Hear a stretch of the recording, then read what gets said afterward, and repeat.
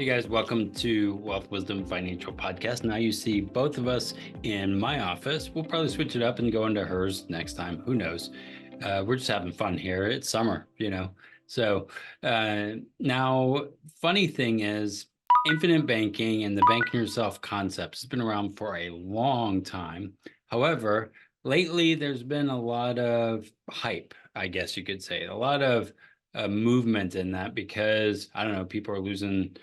They're no longer mortgage brokers, or I don't know, something's going on. There's a lot more people doing podcasts, YouTube. We've been doing it. We're the OGs of this. We've been doing it for a while. And so what we really wanted to do today is address some of the misconceptions that are out there. There's a lot of people who are probably saying things that Nelson Nash he would turn over in his grave if he saw some of those things that were out there now.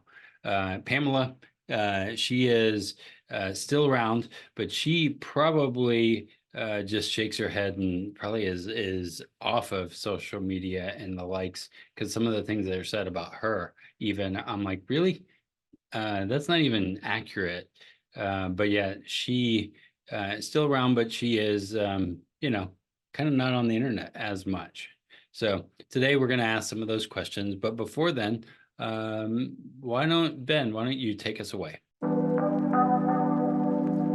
In a world where chaos seems to reign supreme, where uncertainty lurks around every corner, and financial markets are now more unpredictable than ever, there's one place you can turn to find clarity and control.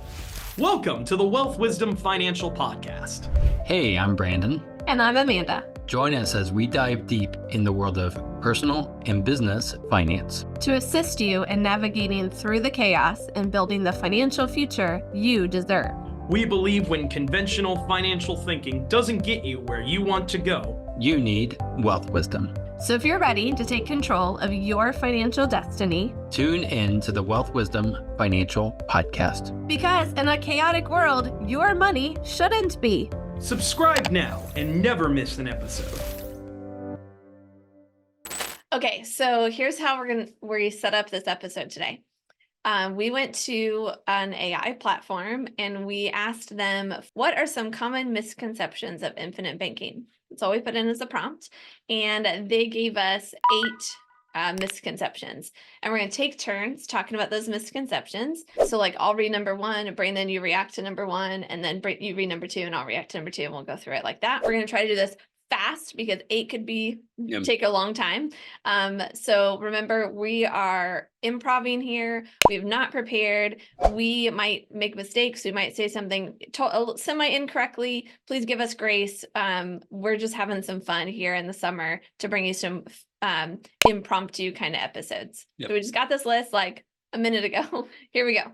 The first one is, it's a get-rich-quick scheme. Many people mistakenly believe infinite banking promises unrealistic, rapid wealth accumulation. Brandon, you've got a minute. Go.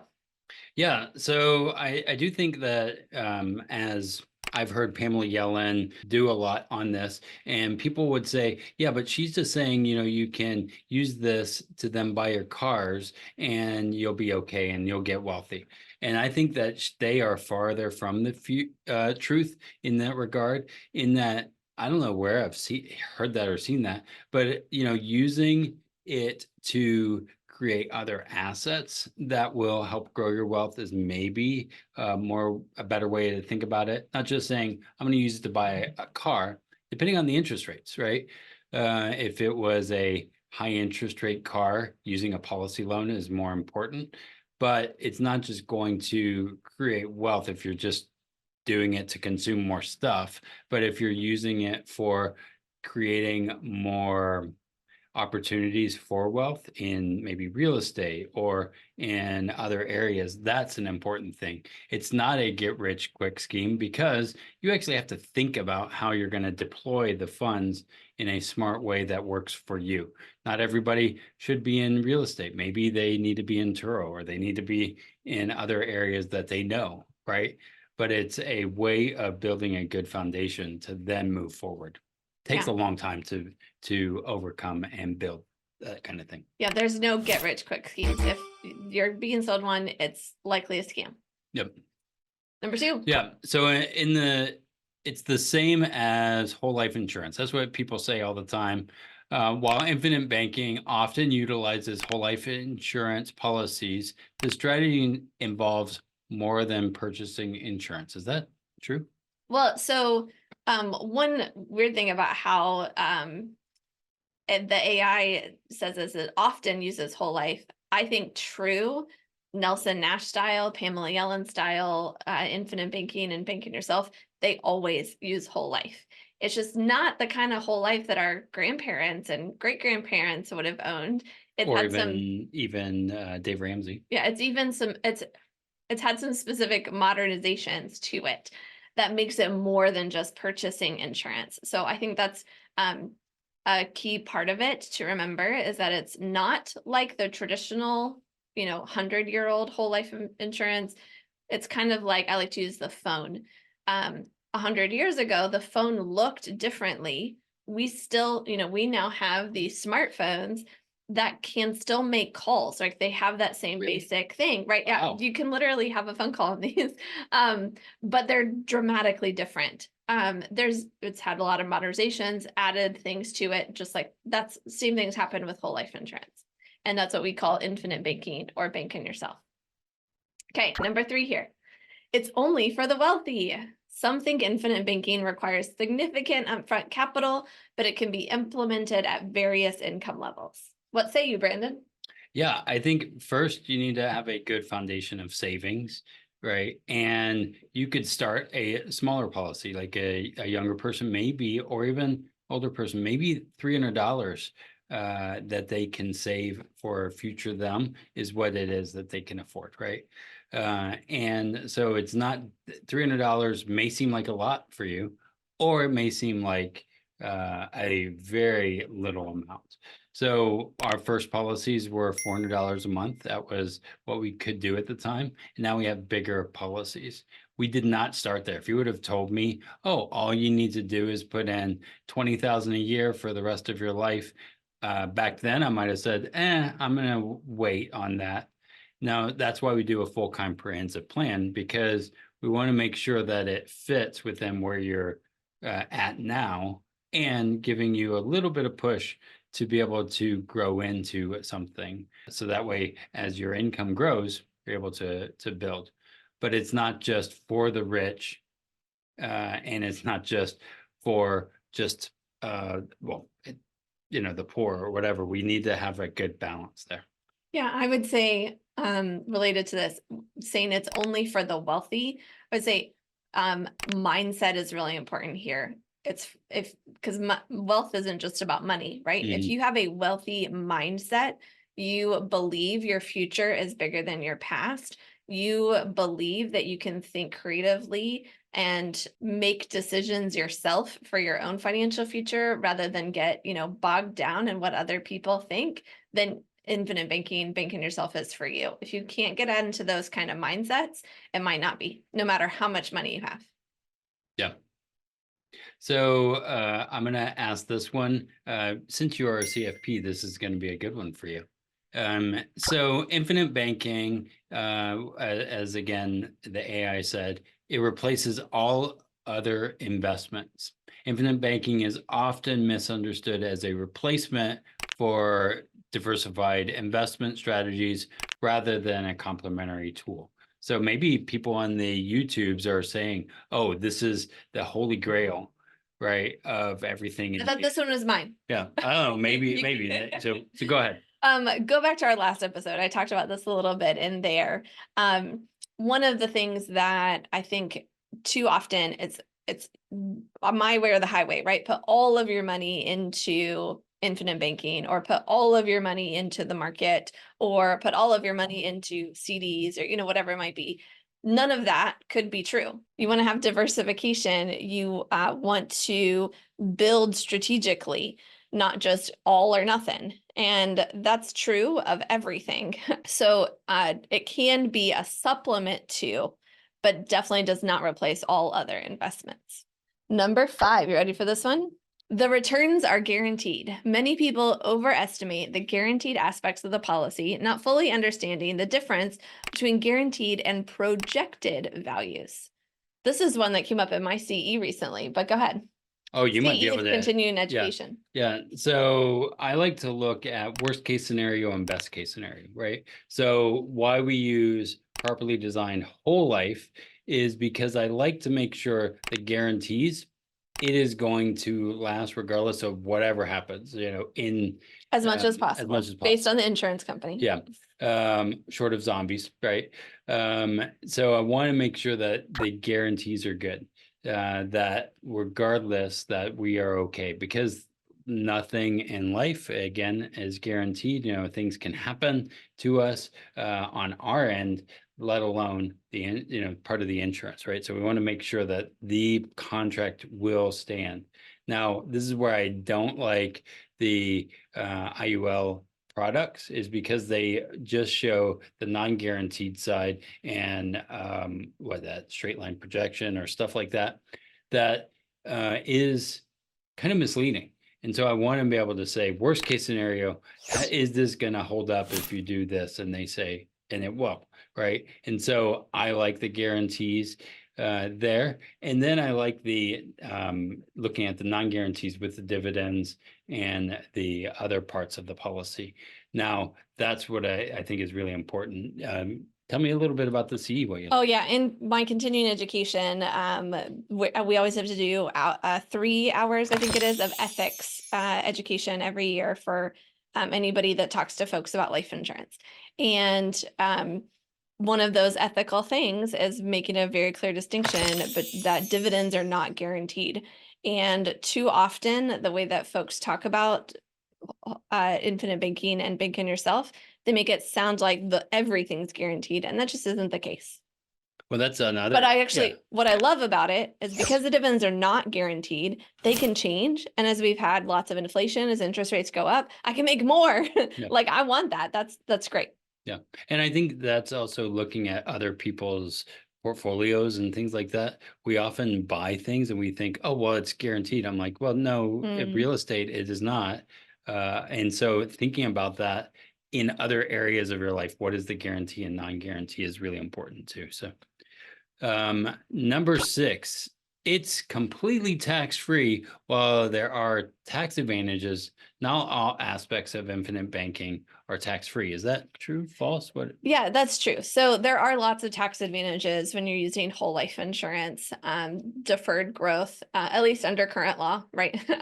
As the policy grows, as you get that guarantees and dividends, they go into the policy and help the policy grow, and that growth is not taxed every year like it would be in a savings account.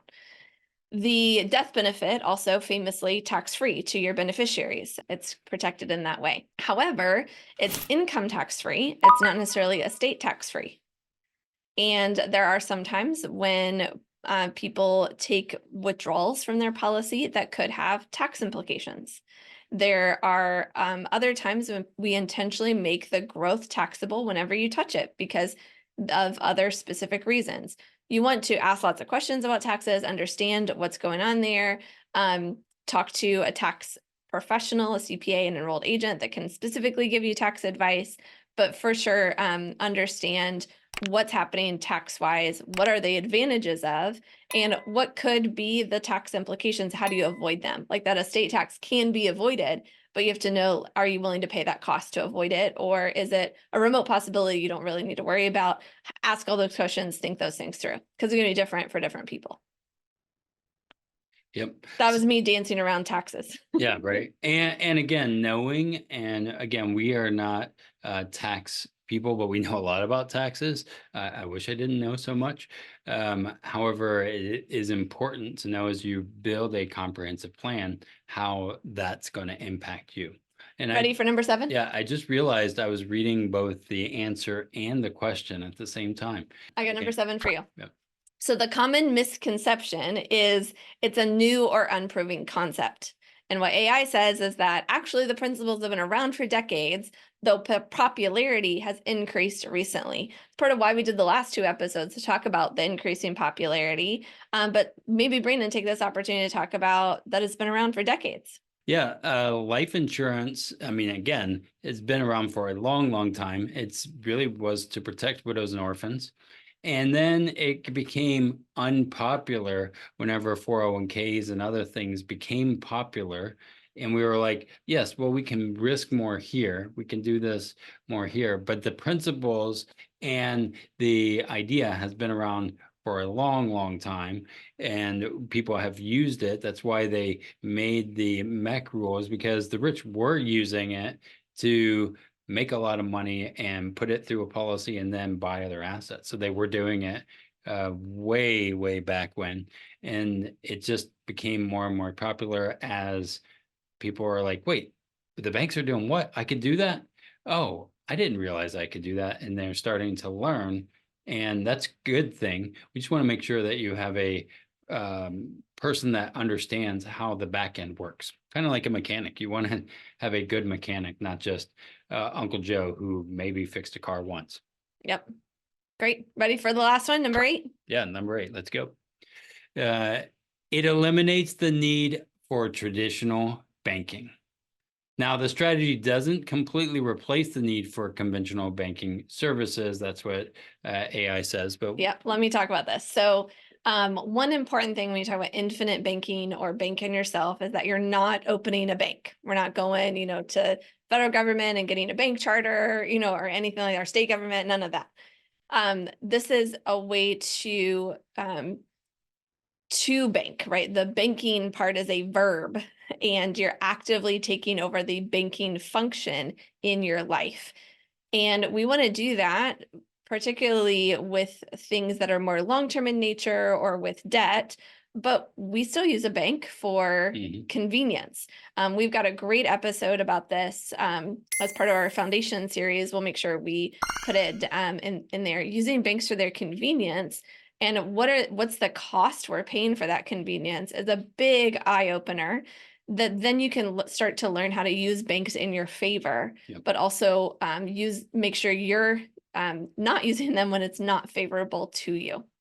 That's a very important reason that infinite banking and banking yourself even exist, is seeing how, even Mark Twain said, a banker is a fellow that will lend you your umbrella when the sun is shining, but will demand it back when it starts raining. Paraphrase. He said it much better than I did. But that's Mark Twain, right? Like, that idea of bankers being like a necessary evil has been around for a long time. Maybe not evil, that's too strong of a word, but taking over some of the banking function in our lives can be really important.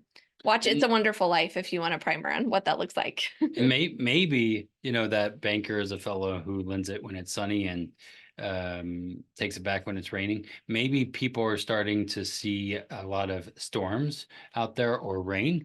Or we're just fed up with them yeah. getting like the bailouts and we don't. Or something along those lines. And so that's why there's a rise in the interest of this, is saying, hey, every time it's raining outside, they keep wanting it back. And is there a better way? And people are starting to ask. And then there's clever marketers out there saying, oh, yeah, but there is.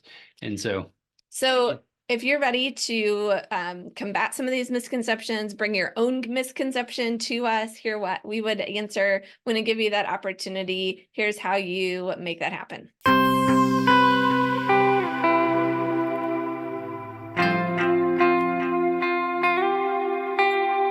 Ready to take the next step towards securing your financial future? Whether you're planning for retirement, saving for your dream home, or you just want to make your money work harder for you, the team at Wealth Wisdom Financial are ready to assist you. And now, it's easier than ever to see how we might give you a boost on your financial journey. Schedule a 15-minute discovery call with one of us today. And let's discuss your questions and your financial goals together. Don't wait any longer. Your financial freedom awaits. Schedule your discovery call at www.wealthwisdomfp.com/call.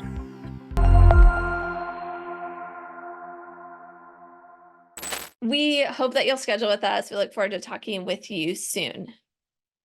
Yeah, so as you're going through your understanding, we just want to give you guys the tools to make smart decisions for your life, not just our life, right? Or the bank's life or somebody else's, but how is this information going to impact you and your family and, your grandma, your kids, all of those areas, grandkids.